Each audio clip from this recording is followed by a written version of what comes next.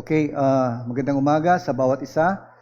We thank you for the presence of some of our visitors, and as we continue on with the study of the doctrine of sin in soul care, we hope that we did not forget our first lesson. For those who need the handouts for the first lesson, you can approach me, and if possible, I can give you some of those lecture notes to help you or to guide you as we move forward. This is the second part of a three-part lesson on the doctrine of sin in soul care. Yung una nating tiningnan was defining sin and its nature. We said that it is important. In fact, we made a point last time. By the way, the subtitle here is Bringing Darkness into Light. Mamaya papaliwanag ko. The greatest danger in counseling is misdiagnosis. In the same way, if you go to a doctor and the doctor gives you a wrong diagnosis or misdiagnosis, it will not be only harmful physically, but it can even lead to death. And in soul care, misdiagnosis is a very important and dangerous concern. But there is another danger that we need to look into. Because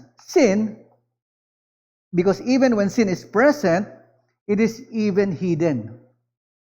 Hidden in the eyes of the one sinning. Minsan hindi niya alam na nagkakasala siya, or meron siyang kasalanan, or for the one ministering to that sinner, he or she fails to identify what that sin is all about, or what that sin is that the person is having. And so, how do we do that? If sin strives in secrecy, how is it revealed? It weakens in the light. Ang kadiliman, pag nilagyan mo ng ilaw, it becomes visible, hayag. And so, that is important. It is important we bring the light so that sin may be brought out, and that there will be hope. So our aim for this morning is to understand how sin is revealed in counseling so that true repentance can begin. Kasi kung hindi nahahayag o hindi napapakita yung kasalanan, hindi maaring tumalikod ang isang tao na nagkakasala. It will not be possible, or it will not lead to a real solution if it is not being brought forth out. And so, according to the doctrine of repentance begin when the sight of sin, or with the sight of sin, because no one repents of what they do not see. Siyempre, pag hindi mo alam, paano ka magre-repent? So we have to bring out the truth. And let us also understand that we are not, and of course, when one sins and there is no repentance, it leads not, we don't want it to lead to despair, but to repentance of the person. So we will be looking into 4 aspects of our study this morning, and let's see how we can make sense and learn from the exposing of sin, in other words, bringing darkness to light. The first aspect of what we are going to look is that the Word of God as the primary mirror. Okay? So, the human condition is that we avoid the light. Yan ang sitwasyon ng tao. In fact, tulad ng binanggit ko kanina, all are really running away from God, not going to God. Yun ang katotohanan ng sangkatauhan. And sin is not exposed, or there will be no healing if sin is not exposed. According to John 3:20, for everyone who does wicked things hates the light and does not come to the light, lest his works should be exposed. Yan ang katotohanan ng isang makasalanan. And it will only be exposed if it will be brought to the light of the Word of God. Yung liwanag ng salita ng Panginoon. And this is the human condition. We avoid light, therefore biblical counseling must be a ministry of loving exposure.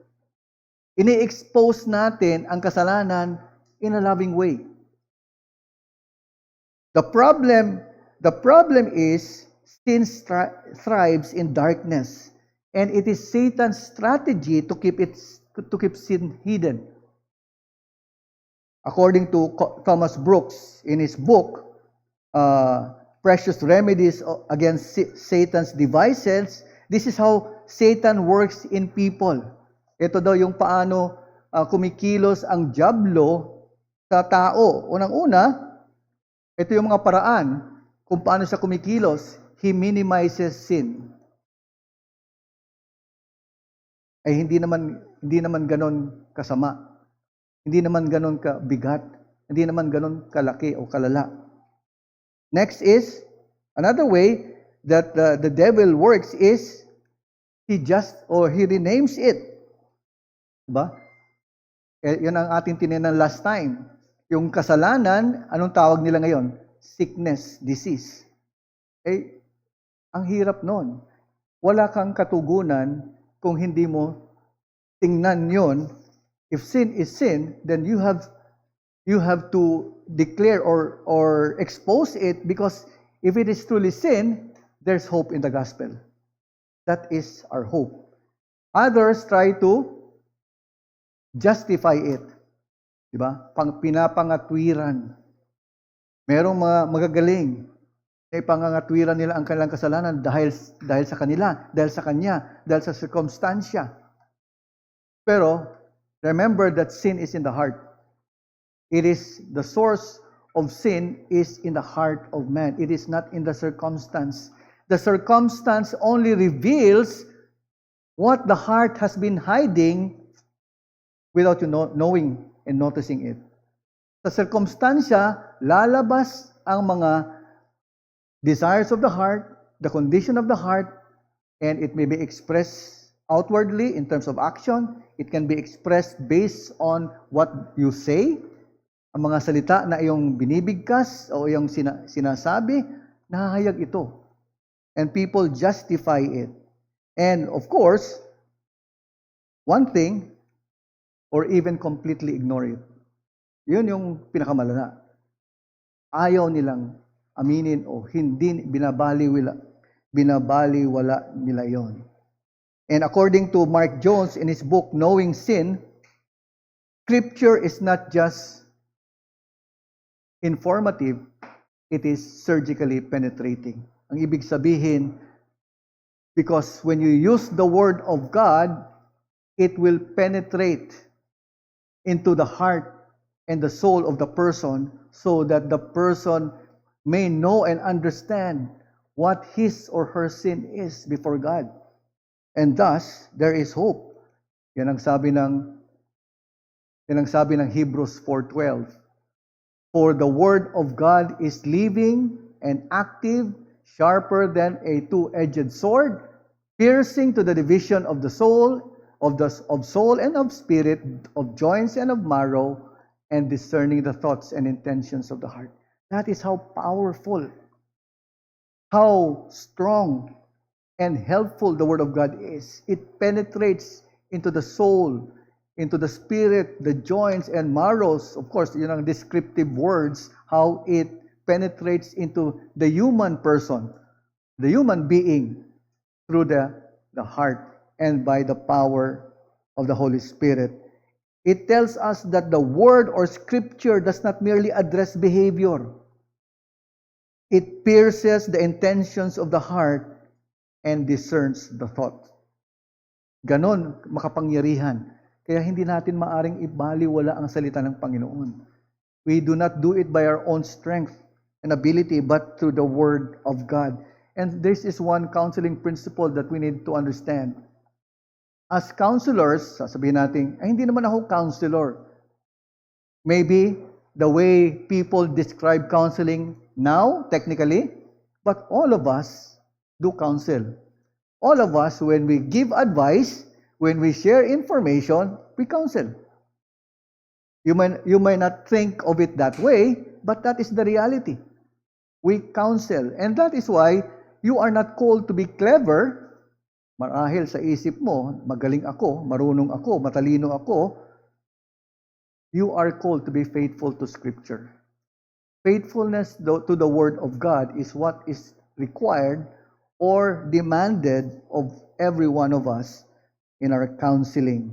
Because your wisdom may comfort temporarily.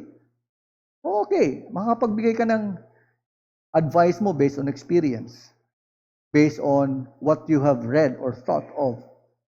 But God's Word transform eternally. Kung pangwalang hanggang solusyon, salita ng Panginoon ang hawak natin. Hindi yung ating mga karunungan at kaisipan. Scripture is a surgeon's Scripture is as spiritual surgeon's scalpel. It is not a motivational tool. Diba? Sa isang medical scanning na ginagawa sa ospital, a patient with internal bleeding, anong magagawan? Anong tamang tugon o tamang paraan upang ihayag ang kanyang tunay na karamdaman? Hindi makakasolve sa problema ng internal bleeding yung encouragement na ibibigay mo sa pasyente. Rather, or even affirmation won't help. You need an accurate scan, and Scripture is the scan. It reveals what cannot be seen externally. Dahil, sabi nga sa Hebrews 4, it searches the heart. That is the power of the Word of God. And so, you are not the authority in counseling, the Word of God is. It is the Word of God, which is our authority. You are not the authority in counseling. Your opinions cannot change hearts. Your experiences cannot expose sin fully. Only the Word of God can do that. It is plain, simple, straightforward. That is the truth. And that is what the Word of God tells us. So ngayon, if the Word of God is the primary mirror by which we employ or we use to counsel or minister, what is now the role of conviction? It is Spirit-wrought, not counselor-forced. Kasi napakadali lang, di ba, magsabi o mag-demand.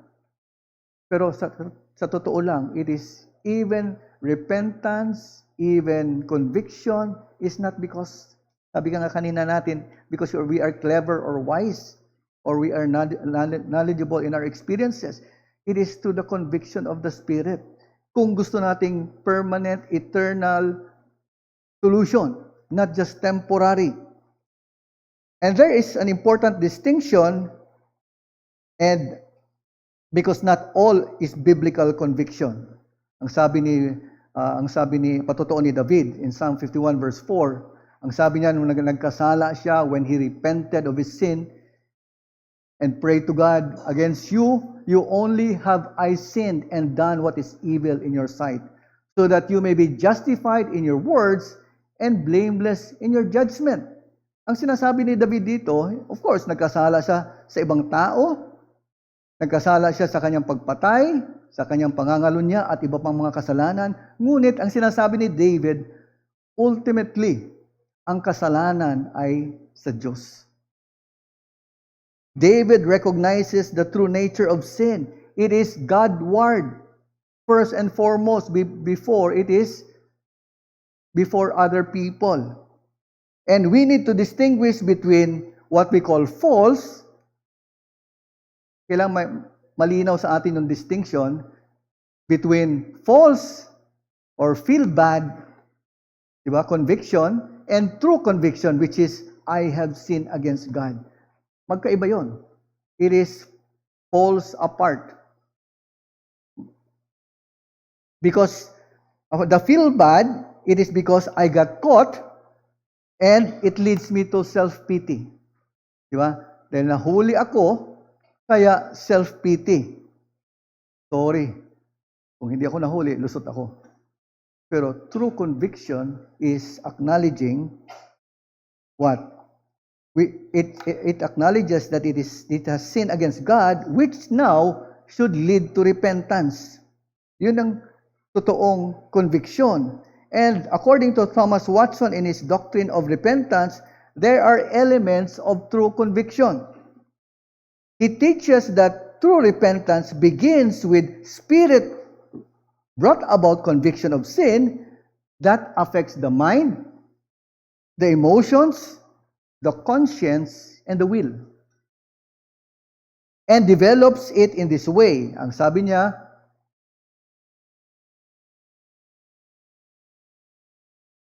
unang-una, it starts with the sight of sin. It is grievous offense against God. Nakikita niya kung gaano ka-grievous ang pagkakasala sa harapan ng banal, before the holy, righteous, and the holy, righteous, and just God. Yan ang katotohanan. Pangalawa, there is that sorrow of sin. Merong pag ikaw ay convicted sa iyong kasalanan, merong godly grief. Unlike kanina na binanggit natin, yung false, which is, nahuli ako, this is a different one. This is because you have sinned against God, there is that godly grief in the person. Because he has dishonored God. And so, he has dishonored God, and that's why it leads to shame for sin. Because of the humble awareness of the ugliness of sin. It produces self-abasement, not self-justification. Diba? Pagka-convict sa kanyang pagkakasala, merong kababaan ng kalooban, hindi self-justification. Pag-aangat o didepensa sa kanyang sarili. And finally, it leads to hatred for sin. Holy revulsion towards sin itself. And causing the repentant person to reject and turn from it. It is a 180-degree turn because from conviction, sight, sorrow, shame, one now has the hatred for sin. So ganito natin pwedeng ipaliwanag yung progression na yan. Okay? The sinner first sees sin, then grieves over it, is ashamed of his sin, and then finally comes to hate sin. Yun yung progression ng mga elemento na to sa conviction ng isang nagkasala. And that is why we need to be reminded of the danger. Because false conviction, it is guilt without transformation. Yun yung isang pwedeng kapansin-pansin sa isang false conviction. Walang pagbabago. Because pag walang pagbabago, most probably and most likely, it was just because of a false, feel-bad conviction. But true conviction will create will turn into the transformation of the person. It may not be immediate, but it can be a slow process, but eventually there is that transforming effect because of the true conviction. And so my point is, repentance begins with the sight of sin, and no one repents of what they don't see. So we need to expose the sin, again, lovingly, faithfully, truthfully, honestly, because if the sight of sin is visible to the person through the Word, the Spirit will work through the Word so that the person may be turned to repent of the sin that he has sinned. The sin that he has sinned, double E, and in his own self. But we need to also understand that Satan has a role in concealing and distorting sin. We need to be aware and be conscious of what the devil will always do.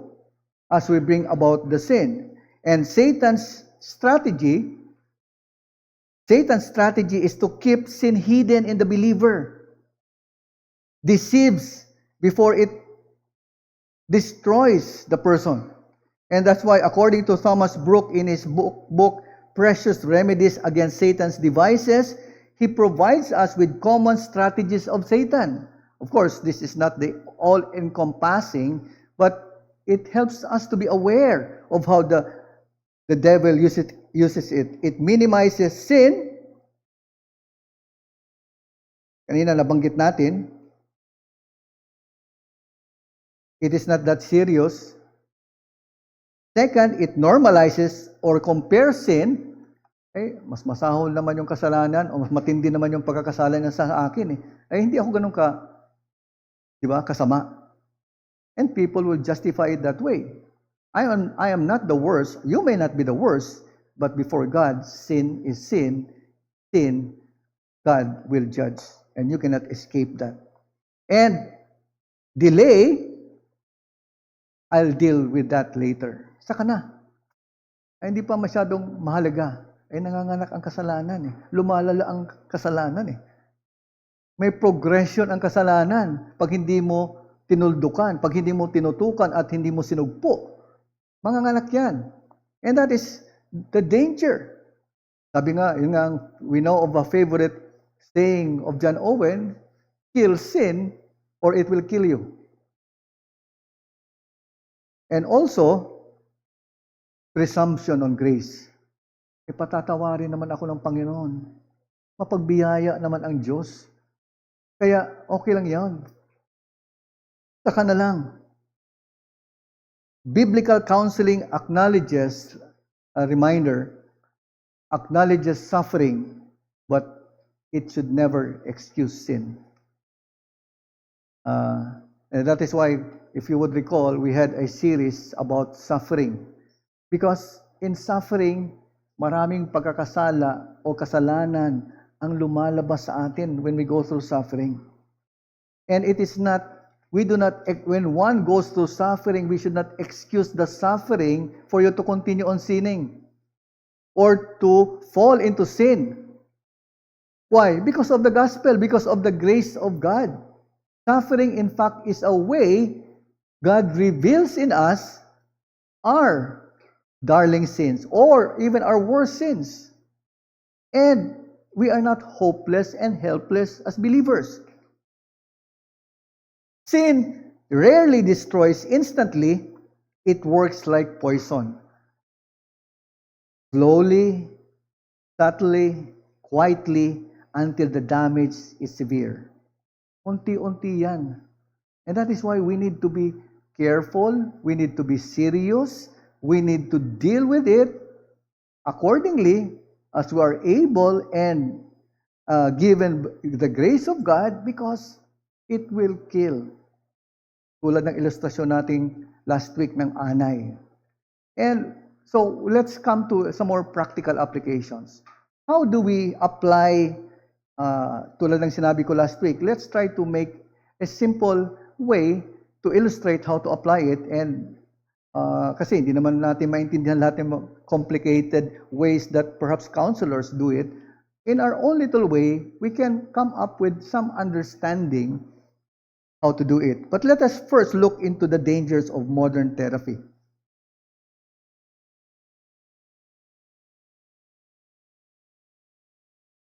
So there are 3 dangers I listed here of modern therapy, because modern counseling errors currently pervade. We live in a tinatawag nilang therapeutic age. Feelings define reality. Nabanggit ko yan kanina. Personal experience overrides scripture. Ito yung experience ko. Saka na yung scripture. Ito ang karanasan ko . But also, comfort is prioritized over holiness. Yun ang malungkot na bagay. Ito yung mas okay sa akin . Pero nasaan yung utos, nasaan yung paano mo ipamumuhay ang kabanalan bilang tugon mo sa God's requirement or God's demand for us to live lives for God's glory. Pagpapakabanal sa ating mga buhay. So let me show you 3. Affirmation without confrontation. Modern therapy often prioritizes validation. Ang sinasabi niyan, your feelings are always valid. Diba? Napakagandang pakinggan. Soothing to the ears, comforting to the heart. Ano pa, sinasabi nila, you are enough. Tapat ka naman eh. But that is not what the Word of God says. Diba? Proverbs 27 says, diba? A different way. The second is blame shifting culture. Everything is explained by upbringing. Ganito ako pinalaki eh. Wala akong magagawa. I am a victim of my own upbringing. What else? Trauma. Dumaan ako sa matinding kung ano pa man yung hirap. Diba? Whatever childhood, whatever sinful things that was pressed upon you, you were traumatized. And this is the kind of environment that I was in. Let me be clear. We do not, while these things matter, but they are not ultimate. Oo, totoo. Meron silang epekto. Pero hindi ito ang kalubusan. Hindi ito ang ultimate na wala ka ng pag-asa na hindi mo na pwedeng tugunan ang mga bagay na yan ayon. And of course, there are real world consequences. In many societies today, there is increased normalization of destructive behaviors. That's why addiction persists because they are managed, not mortified. Pag addiction, minamanage mo lang yung addiction ng isang tao. Meron tayong Alcoholics Anonymous, and so on and so forth. Maraming mga ganong, though they can help temporarily, but they do not provide real solutions to the person. And that is why, instead of mortifying sin, because it is sin, they manage the addiction. So paulit-ulit. Walang solusyon. Up and down yung cycle ng paghihirap ng isang tao. And it escalates into relational breakdown. That's why we have, families in trouble, marriages, because fulfillment replaces covenant. Because when a person understands what is the essence of a marriage relationship, it is a covenant. It is a lifetime commitment. And that is why when there are troubles, there is proper counseling. And that is why there's the importance of premarital counseling, even post-marital counseling, because you will expect problems along the way. What else? There is now growing emotional instability. When sin is not confronted, it multiplies. Faith weakens because God becomes secondary to self. Nagiging pangalawa o secondary na lang ang Panginoon, ang tinataas ang sarili. So, for example, let me illustrate it this way. Paano yung isang untreated infection? When you ignore the infection and does not heal it, it spreads. So, also with sin. Yun ang binanggit ko kanina. Pag hindi mo na-treat yung infection, magiging gangrene. At pwedeng putulin, halimbawa sa paa, pwedeng putulin ng paa eventually. But we need, and so also with sin, we need to cut it or to deal with it in its root, in the heart. And how do we see it biblically? How do we see these things in the biblical perspective? Perhaps one example is the woman at the well in John 4 when Christ was addressing, Jesus Christ was ministering to this woman on the well. Tandaan natin, Christ is our perfect example as always. And if you read closely how Christ deals with this woman, Christ is our sinless Savior. And he is dealing with this kung sa ating mata, sa ating paningin, matinding makasalanang babae na ito. But how does Christ approach her? He counsels her, neither shames nor ignores this woman in serious sin. Jesus, when you look at it, builds conversation, He builds relational trust, and Jesus gently exposes her sin. Ang sabi ng Panginoong Jesus, you have had 5 husbands. He connects her, and finally, Jesus connects her because of her sins to Him. Jesus offers Himself as the solution. He does not approach us by shaming, not shame, not ignore. Jesus exposes in order to redeem. So, the way Jesus counsels is our example, is the way, the manner, the demeanor that we also counsel each one. And so, we have these thoughts, these examples, so let's have a case study for our own consumption. Itago natin siya sa pangalang James. James, ano nangyari? Frequently explodes on his wife. Palagi siya nagagalit, si James. Parang may tsuhin niya ata kung tinatawag naming James eh. Palayo niya. He explodes on his wife, but he insists, it was because she disrespects me. Hindi ako nirerespeto o ginagalang ng asawa ko, kaya ako'y galit sa kanya. Eh siguro, common naman siguro to. Baka naririnig natin itong mga ganitong awayan sa ating kapitbahay. Di ba? This is a very real example. And that is the situation. So, how does secular counseling approach it? Gusto nating tingnan paano yung differences ng approach. So, secular counseling approaches this with focusing on communication techniques. Eh kung galit ka, i-manage natin yung galit mo. Anger management.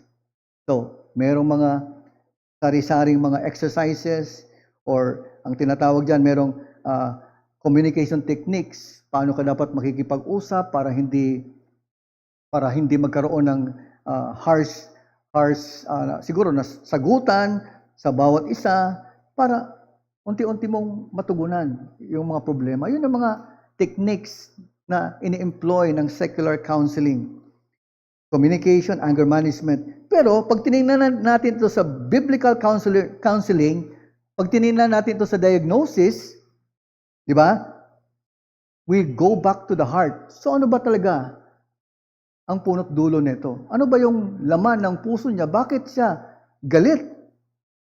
It can be pride, anger, or sense of entitlement, and ultimately, it is idolatry of self. Yun talagang punot dulo. Doon talaga yung dahilan. The worship of self rather than the worship of God. Dahil may solusyon naman kung susundan mo ang salita ng Panginoon.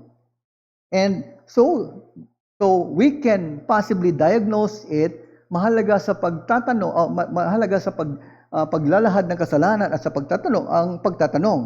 What is important is you have the right counseling questions. Kaya sinabi ko, usually the counseling questions is the what, the why, and the how. Diba? Pag sinabi nating, look at the underlying belief. I deserve to be treated in a certain way. So ang counseling questions, what did you want in the moment? Bakit ka naging galit? What did you do? What did your wife do to threaten you? Or why did that matter so much to you? And James 4:1-2 tells us something about that. Ang sabi ni James, what causes quarrels and causes fights among you? It is not this, that your passions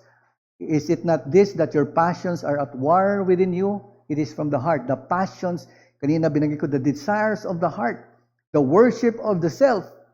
You desire and do not have, dahil hindi mo nakukuha yung respeto, nakamtan yung hinihingi mo sa asawa mo, so you murder, you covet.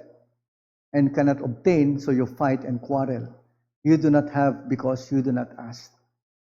That is many times the way it is. And so, as a key insight, let me remind all of us that anger is not the root. Nabanggit natin kanina, worship is the root. Because if you do not worship God properly or accordingly, you worship yourself. And because you worship yourself, anger comes out as a result of the worship of self. Mas mahalaga sa iyo ang sarili mo kaysa sumunod at magpasakop sa Diyos. So, there is a pattern for recognition. Repeated relational conflicts, emotional triggers, and we need to use Scripture to confront. We need to be gentle but direct, and the tone of the way we counsel should be firm but compassionate, truthful but hopeful. Napakadali kasi magalit eh. Nauubos ang pasensya natin sa taong ating minister. Nauunahan tayo ng lumalabas yung ating kasalanan maging sa ating pagka-counsel sa tao. And instead of helping, lalong nagiging magulo. Lalong lumala ang sitwasyon because it will also reveal the very heart. In fact, the warning when we counsel others is you need to pray for yourself. Because many times or at times, you will be provoked by the situation that you're dealing with. Lalabas ang laman ng iyong puso sa iyong pagka-counsel. So nagiging lumalala yung problema sa halip na magkaroon ng solusyon. But let me remind all of us, do not fear discomfort or avoid hard truth because the goal is not comfort, it is the transformation in Christ. Marami ang ayaw mag-minister or counsel others o umiiwas tayo o ayaw nating makialam. Bakit? Panatag na ang kalooban ko eh. Okay na ako rito, bakit pa ako sasabak sa kaguluhan? So, in the church, we have a responsibility. We are mutually responsible for our own walk of sanctification and growth as believers. It is our duty. In fact, it is our covenant duty. Andiyan ang ating church covenant. Diba? To help one another. To minister to one another. And many times it is we are pushed away from our comfort zones so that we may deal with sin issues among brethren as we see them. Hindi hinala, kundi as we see them. Okay, so in conclusion, let me say that exposing sin is not cruelty. It is love.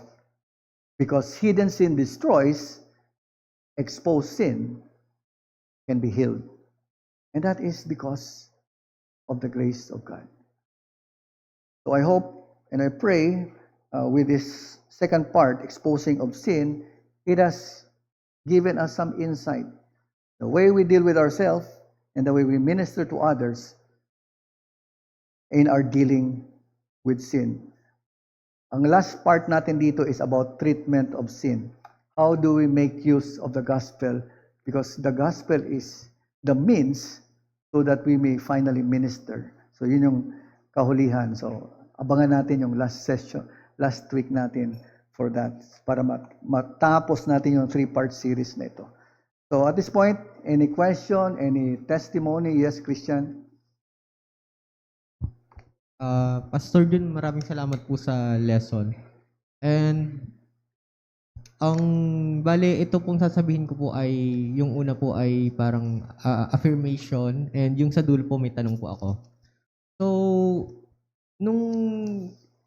before ko pa tanggapin si Jesus Christ sa puso ko, ako ay aware sa mga ng LGBT, mga ganyan. So, aware ako sa kanilang causes, yung dahilan nila, ganyan. And nung nag-aaral na ako nagkaroon na ako ng drive na mag-aral ng Bible. Before pala yon, ang parang common na tingin ng mga tao sa Bible is just a book written by people, humans, so long ago na man-made yan eh, ganyan. So, parang inaano nila, dinidispose nila, dinedeny nila yung ano ng Bible, yung ah, contents ng Bible.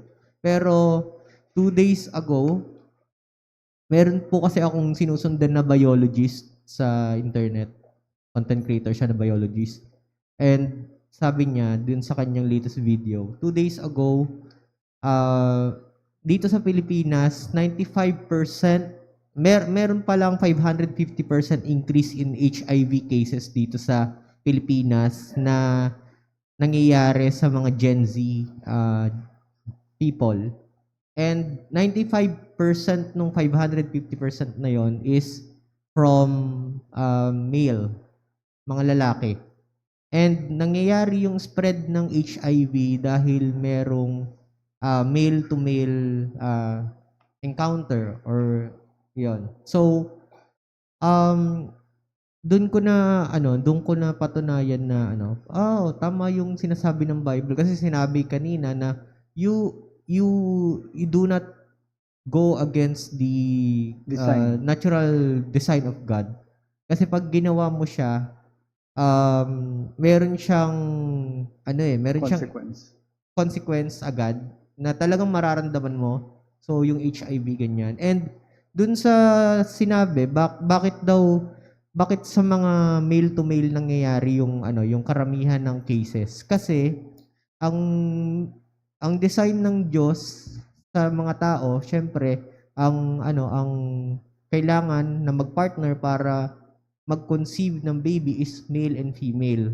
Ngayon, dahil naging laganap na nga yung idea ng homosexuality, ang nagiging magpartner is male to male. Ngayon, dahil meron tayong natural and designed need para mag reproduce, and merong kaakibat na desire and pleasure dun sa action na yon, doon pa lang parang kung yung Bible ay isang outdated fictional book, man-made lang na ginawa ng tao na 1,000 years ago na lost in translation, marami na sigurong nangyaring inaccuracy, bakit meron siyang sagot sa mga problema natin ngayon 1,000 years after? So, ayun yung parang parang realization ko na ang galing ang galing talaga nung design, ang galing nung Bible doon kasi napuprove niya na nasasagot niya yung mga modern question kahit na thousands of years ago na siyang sinulat. And yung tanong ko po, kasi kanina po yung nakikinig po ako dun sa service kanina, meron po kayong nabanggit na isang lesbian na sumulat kay Pastor Ken Smith, if I'm not mistaken. So, tas winelcome siya at kinausap siya nung mag-asawang Smith. Tapos parang ang pagkakaprocess ko po, pinakita sa kanya yung Christian way. Ano po bang nangyari dun sa lesbian after nung encounter niya with Ken Smith? Well, ang binanggit ko kanina, ang pangalan niya si Rosaria Butterfield. Apo. In fact, she is one of the more sought after speakers sa mga conferences now because of her testimony sa kanyang radical transformation of her life from a proponent of the LGBTQ, lesbian siya. In fact, major proponent siya at may mga sinulat siya against the Catholic faith. And sa kanyang ang sinabi ko kanina, sa kanyang mga panunulat, may marami nag-respond na mga Christians, and one of them was Pastor Ken Smith. And in-engage siya ni Pastor Ken Smith. Pastor Ken Smith found her, di ba? Dahil nalungkot, naawa, sought her, and in-invite siya sa kanyang bahay as often as possible over meal, to engage her with the truth of Scripture. So nakita doon, according sa testimony ni Rosaria Butterfield, nakita niya, looking back, how this pastor and his wife ministered to her lovingly, patiently. It took years. So lahat ng mga sagot niya, pinipilit, binibigyan ng katugunan, sagot sa salita ng Panginoon. Tulad nito, the Word of God was used, and patiently dealing with her, the Spirit worked in her heart, so she came to the knowledge of the Lord Jesus Christ, repented from her sin, and turned to Christ to be her Savior. So binago ang kanyang puso dahil sa kapangyarihan ng Ebanghelyo.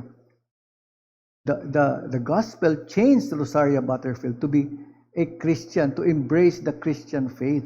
Yun ang nangyari sa kanya. At nakita niya, ayon sa kanyang patotoo, one of the ways that was used by God is this couple demonstrated the gospel in a loving way sa kanilang bilang mag-asawa, pakikitungo sa kanya, sa mahinahon na pagsagot sa mga katanungan niya, at sa pananalangin. And ang sabi nga dyan niya, radical, ordinary hospitality.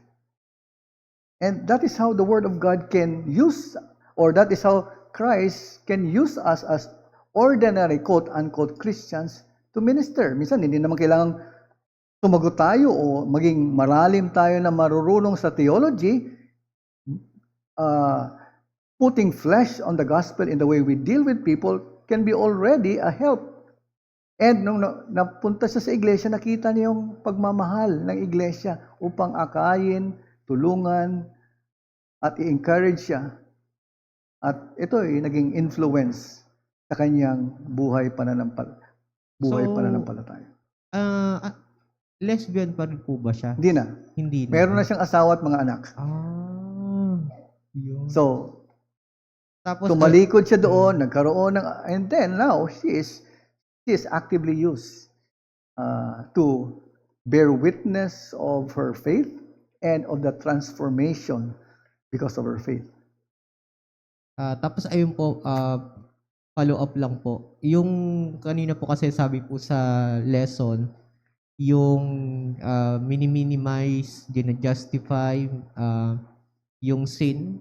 Mhm. Yung sa ano po kasi LGBTQ, napansin ko po, ang kanilang parang common na linyahan, mga sinasabi nila kapag ano, I identify.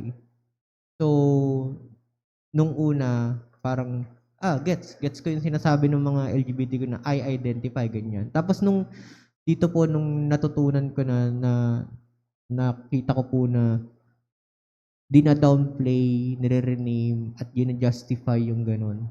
At yung nandun na agad sa wording nila ibig sabihin mas nangingibabaw yung sarili kaysa sa Diyos. Kaya parang more on egotistical na yung yung kanilang The worship of self. yes, yun po yung Yun lang po. Marami pong salamat. Thank you. Ang sinasabi natin dito, we want to reach out to those on that kind of lifestyle. Diba? Yung homosexual or ano pa man yung klaseng lifestyle which is contrary to the Word of God. And we do not condemn them as such. We minister to them. But we would like to bring the truth because like whatever that sin is, it is blindness. Kaya sinasabi natin, we need to expose the sin through the Word and pray that the Holy Spirit will convict them as they read the Word and understand and bring light to their hearts. The heart is the problem. It exposes itself to the lifestyle, but the solution is the Word of God piercing the heart through our faithful ministry, not through our cleverness, but to the preaching, exposing the heart to the Word by the power of the Spirit. So that is our role. Sito. Yeah. Thanks for the lesson, sir.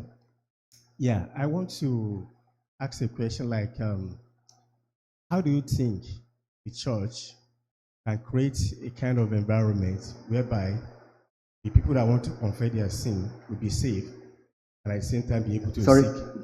a bit louder. What I mean is, how do you think the church can create an environment whereby people that want to confess their sin will be safe and at the same time be able to seek restoration? Yeah, that's a very good question. And that's why I said in the morning in the message, the church should be a place where people are given the opportunity to express themselves. We should not condemn people, but rather welcome them and minister to them. Of course, it is not true to every member of the church because we come from our level of maturity varies from one another. There will always be that problem or danger. But on a general or the role, if we would like to portray what the church is, the real picture of the church is it is a hospital scene. Diba? Yung, ano ba nakikita mo sa hospital? What do you find in the hospitals? Patients needed treatment because of their illness and diseases. In the same way, the church is not perfect.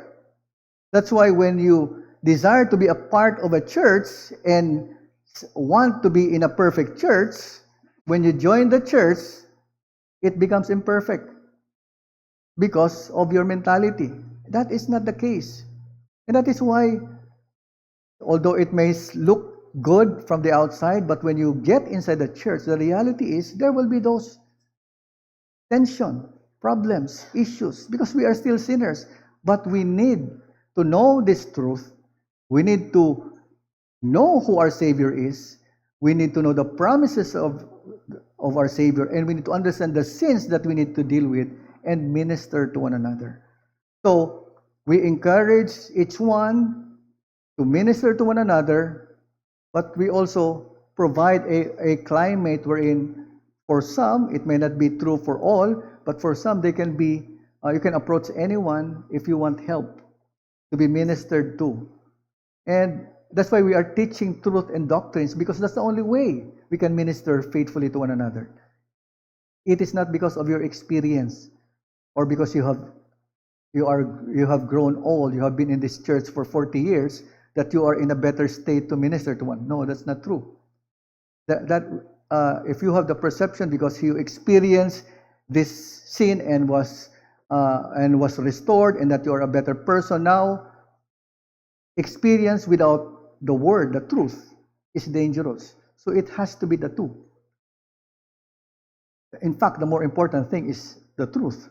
But because you experienced perhaps a sin in the past and you were restored, and you are given the opportunity to minister to one who fell into the same sin, and you have learned from the truth, you are in a better position to minister to that person, counsel that person, because this is what the Puritans call experimental, living their faith in according to what Scripture says.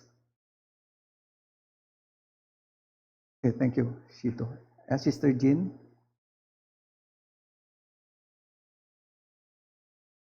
Thank you, Pastor Juntu, for this lesson. I wasn't here last Sunday, and maybe my question was already mentioned in previous lesson. The topic is on exposing sin. My question, I have two questions.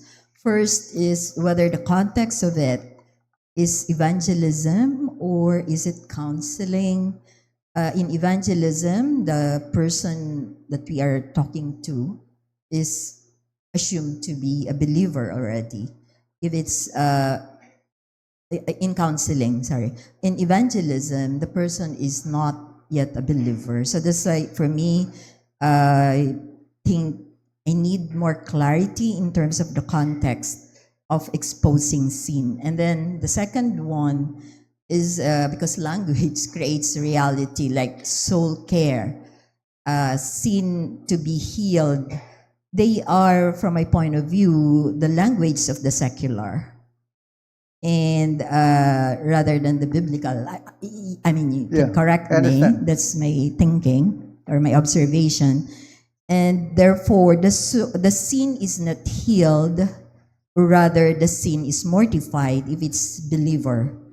If it's not a believer, then sin is repented of. Yeah, those are two questions. Okay. Thank you. Yung first question is about evangelism and counseling, the context. Well, of course, exposing the immediate context dito is because we bring darkness to light. It is in the context of ministering to believers. Because if you are ministering to an unbeliever, you counsel through the Word of God for evangelistic purpose. So the person will not embrace the Word of God because he or she doesn't embrace the truth of the gospel of Christ being his or her Lord and Savior. So that is why, first and foremost, when you counsel and you determine that the person you're counseling is an unbeliever, your primary duty and task is to minister to that soul for salvation. And after which, can the person be ministered or counseled from the Word in dealing with specific sin. But tulad ng nabanggit ko rin, I think last time, when you find opportunities for ministry, like for example, as a person, because all of us are sinners still, even the unbeliever is a sinner, unsaved or not redeemed, through that sin, it will be an opportunity for you to minister to that person the gospel, because there will be challenges because of that sin. There will be problems that a person may encounter because of a specific sin that he or she goes through. So you can use that to identifying the sin can be an opportunity for you to understand how the person can make sense of the gospel, first to regenerate or convert that person, and hopefully deal with that sin if he or she becomes a child of God. And thank you for pointing out another thought on the second part. Yes, I agree. I agree to your statement. I'm not downplaying the use of words, but you're right in the same way. If that's for clarification or for better appreciation, I thank you for that. Any other thought? Any other, perhaps, testimony? Meron pa naman tayong konting time. Yes, Brother Romel? Pastor, I want to share and additional about the Word of God as the primary mirror. Pastor, sa lahat po ng books, only the Word of God are inspired. No? At ito po yung primary ng mga mananampalataya. No? In our daily devotion, ito na po yung primary po natin. And mirror, kapag ka po tayo ay nakararanas po ng matinding pinagdadaanan sa buhay, like tinding temptation, trials, no, na mabigat na atin pong na-experience. No? Ito po yung nagiging talagang salaminan na po natin. Dahil ito lamang po yung tanging lunas, no, sa lahat po, anumang uri ng ating pinagdadaanan po, nakabigatan sa buhay. Tunay nga po na ang salita lamang po ng ating pong Diyos. No? Kaya nga po, ang sabi rin po ng Mateo 4:4 na talagang hindi lamang din po sa tinapay na bubuhay ang tao, kundi sa bawat salita po na nanggagaling po sa bibig po ng ating pong Diyos. No? Subalit, yung salita po ng Diyos, ang makakaunawa lamang po nito ay yung mga tao po na meron din po talagang espiritu na ng Diyos. Yung buhay na yung kanyang spiritual mula dun sa kamatayan dahil sa biyaya at habag ng Diyos ay nabuhay. Kaya po naging mananampalataya, naligtas. Subalit yung mga wala pong spirito pa ng Diyos, patay yung kanyang spiritual na buhay, kagaya nga po dun sa preaching nyo po kanina, kung ano ang minamahal ng tao, iyon yung kanyang pinaglilingkuran. Karamihan ng tao, mahal niya po yung kanyang sarili. Karamihan ng tao, mahal niya po yung kanyang trabaho. Mahal niya po yung kanyang pamilya. Mahal niya po yung kanyang karir. Mahal niya po yung kanyang kayamanan. At ito po yung nagiging maling pagsamba ng tao dahil nga po sa yun po yung kanyang minamahal. Yun lamang po at salamat. Okay, salamat, Brother Romel. Kaya nga siya tinawag na Holy Bible. Siya lang yung aklat na set apart for the good of His creatures, for the good of man. It is a special book. It is God's love letter to humankind because of what we have fell into in sin. And that's why the hope is now placed, or it is in the gospel, written in the Word of God, to provide hope for sinners like you and me, and even in our sinfulness as believers, to continually be able to mortify, tulad na sinabi ni Sister Jean, to mortify our remaining sin and depravity. So, it is a wonderful book. It is a book that we need to read every day for our lives, because it is God's way of teaching us who He is. And sabi ko mo kanina, it is a mirror of our own sinfulness, and thus it will be the way that God will teach us who Christ is and how we need to live our lives in a Christ-like way till death. And kasi sabi ni Brother Romel, magaganda naman yung mga bagay, trabaho, relasyon, pero kung ang priority mo yon, hindi ang Diyos, ang Panginoong Hesus, magiging mali na ang iyong uri ng pamumuhay.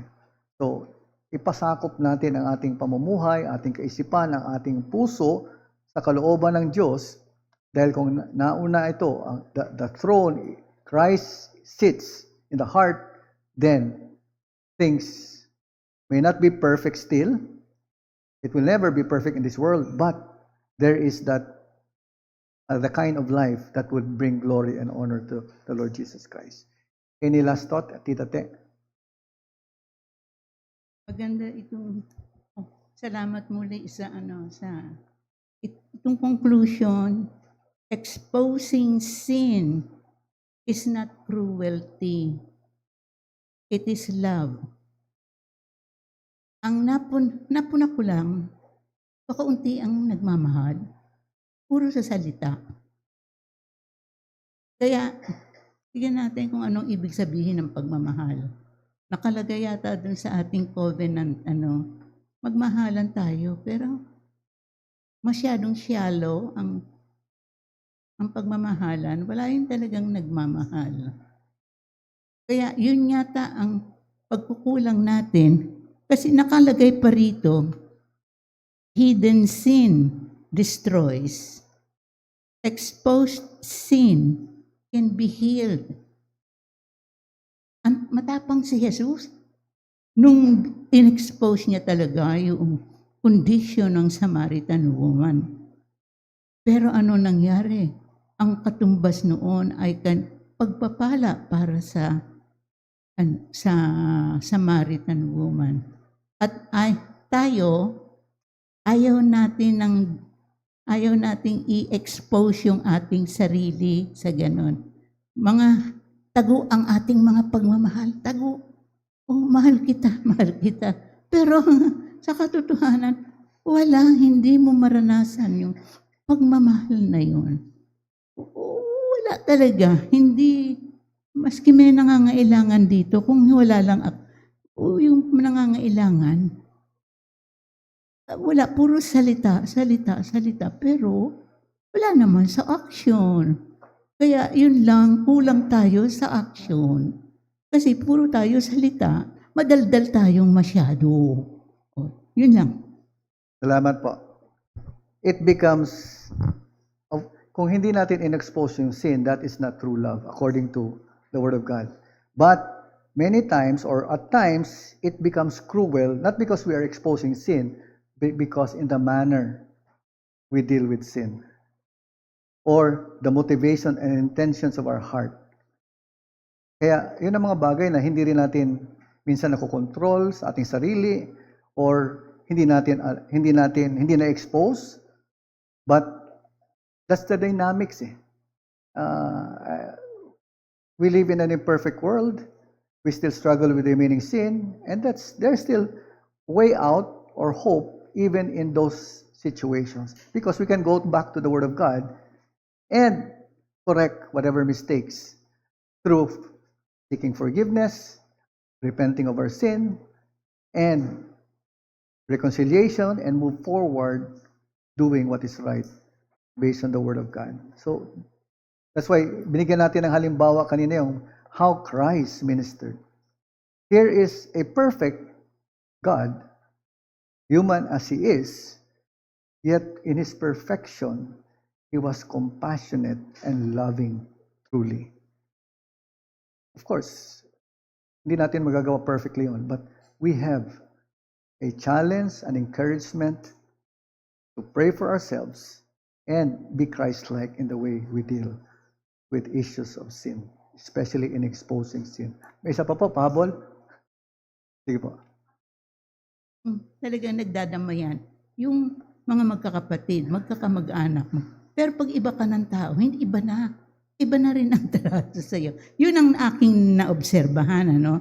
Basta yung kaya kailangan, pag nandito ka sa isang church, bitbitin mo lahat ng iyong mga mga kamag-anak o ano para may magmamahal sa'yo.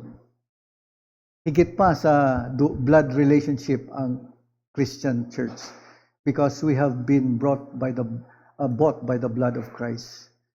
Ang Diyos mismo ang nagbuwis ng kanyang buhay, si Kristo Jesus, upang tayo ay alisin sa ating makasalanan at ibinuwis mismo ng dugo ni Kristo. Kaya it is more than any blood relationship. In fact, mas mataas ang antas ng relasyong pang-Kristiyano kaysa ating human relationships. Okay, so with that thought, let us close in prayer. Father, we do thank you for allowing us to gather to learn this simple truth that we need to time and time again understand.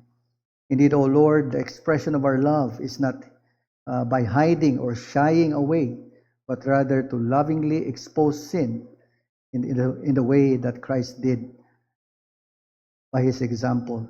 Grant us the grace, grant us the wisdom, grant us the sincere heart as a community of your people to minister and expose sin, because it is what is Christ-like, and this is your will for us as your people.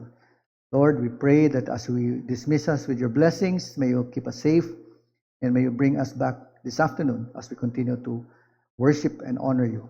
In Jesus' name we pray. Amen. So magandang tanghali sa bawat isa. Maraming salamat sa ating mga bisita.